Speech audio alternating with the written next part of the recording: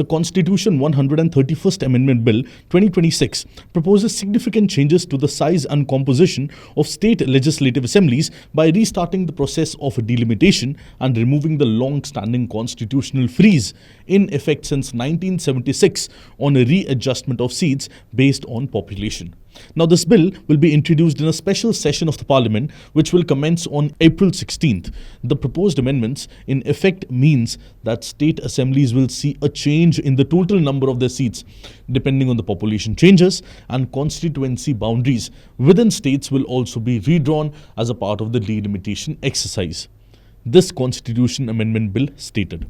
Viewers, the high-stakes 3-day Mahamanthan in the Parliament is set to begin, and this will be on implementation of the 33% reservation for women. The Constitution Amendment will be tabled along with the Delimitation Bill 2026. Union Law Minister, in fact, Arjun Ram Meghwal, is set to move the Women's Reservation Amendment. The Speaker will put the 131st Amendment Bill for voting, as it is the Constitutional Amendment, which will need 2/3 of the majority. After that, the Union Territory Bill will be put up for voting too, and this will also need the 2/3 majority. Then, of course, the last bill to go for voting will be the Delimitation Bill. Now, this particular bill, it seeks to amend the provisions in Article 170 of our Indian Constitution, which actually governs the composition of state assemblies in India, and also to enable a fresh readjustment of the number of assembly seats and redrawing the territorial constituencies based on future census to be specified by the Parliament of India. Now, let's talk about this removing freeze. Now, in doing all these things which I've just stated, it removes the existing freeze that has prevented such readjustments since the year 1976. This year is very, very important. Now, this bill proposes to delete the third proviso of Article 170 of our Indian Constitution that has postponed the delimitation exercise until after the first census, which would be conducted in 2026. The amendment also replaces the earlier formulation that allowed Parliament to determine the authority for delimitation with the provision explicitly assigning the task to a delimitation commission. It further revises the explanation to Article 170, Section 2, so that population for the purpose of seat allocation will mean the population asserted in the census that Parliament decides to adopt. Now, this Constitution Amendment Bill, it substitutes Article 334A as well, to operationalize the 1/3 reservation for women in the state legislative assemblies also. And the provision states that the reservation will only come into effect only after a fresh delimitation exercise is carried out on the basis of the latest published census. And as of now, the latest published census is 2011. Now, the reserved constituencies will be allowed by rotation across the state after subsequent delimitation exercises, and the reservation is to remain in force for 15 years from the commencement of the Constitution 106th Amendment Act 2023, unless Parliament extends it by law. Now, this is what this particular Constitution Amendment Bill talks about. Now, it also talks about the tribal quota as well. Now, the bill provides safeguards to ensure that the delimitation exercise does not dilute tribal representation in certain northeastern states. Now, amendments to Article 332, which deals with the reservation of seats for scheduled tribes in state assemblies, provide special protection for tribal protection in Arunachal Pradesh, Meghalaya, Mizoram, Tripura and Nagaland. Now, this bill also ensures that the number of seats reserved for the scheduled tribes will not fall below the proportion of representation which they currently hold, in order to protect them, in order to ensure that these scheduled tribes are not left behind. And also, this particular delimitation process itself will be governed by the proposed Delimitation Bill of 2026, which provides for the constitution of a delimitation commission by the centre itself. And not just this, the commission will be chaired by a former or a sitting Supreme Court judge, and will include the Chief Election Commissioner of India or an election commissioner which will be nominated by the Election Commission, and the State Election Commissioner of the concerned state as well. But that is not all.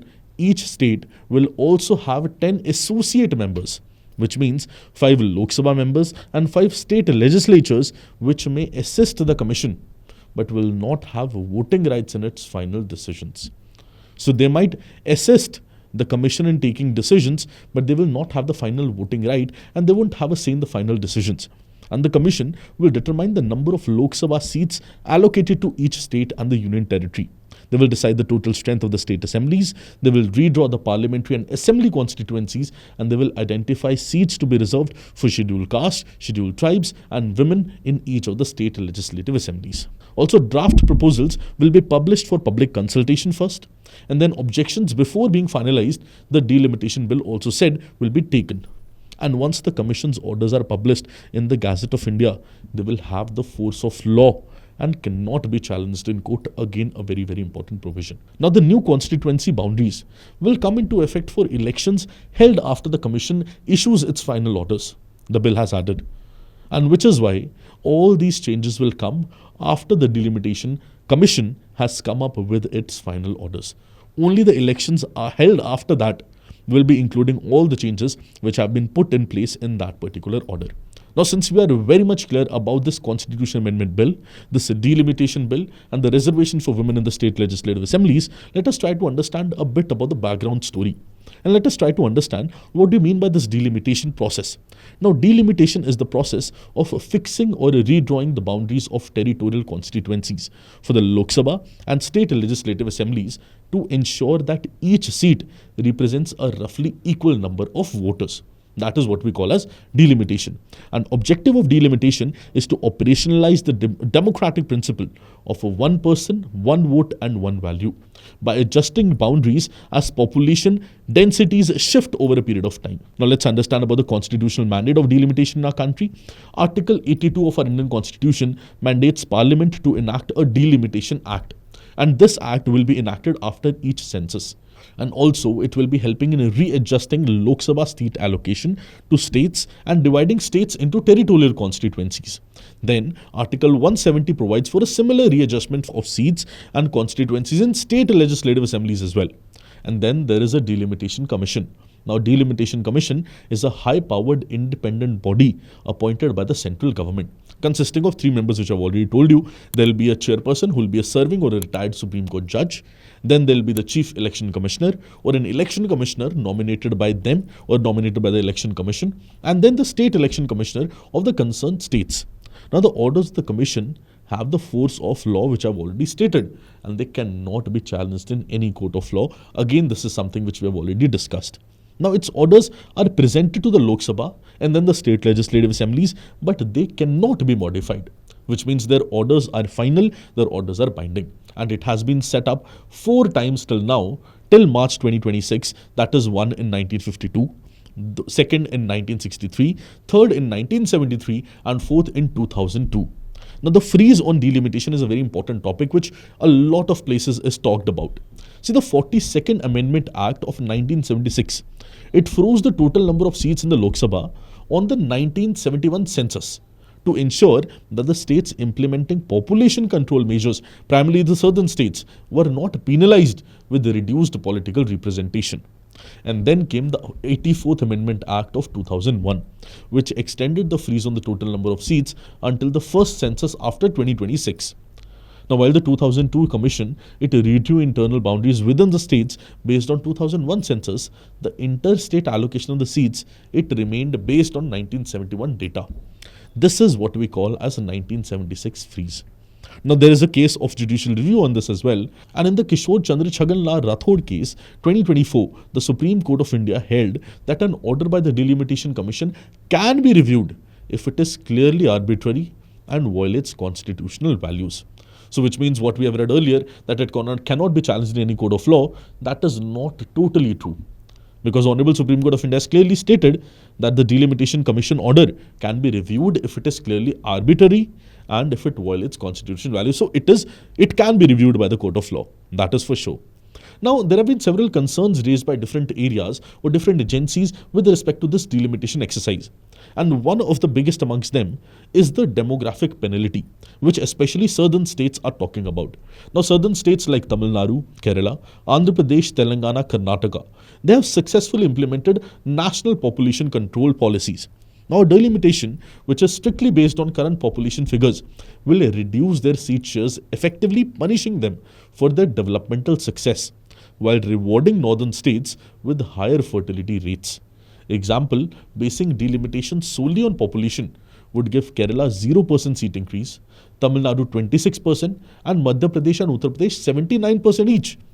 And which, according to many experts, might be a threat to federalism as well.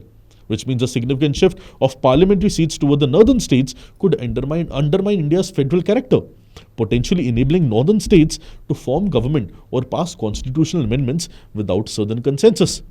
And also when we talk about small northern and northeastern states, including Punjab, Himachal Pradesh and Uttarakhand, would also be adversely affected.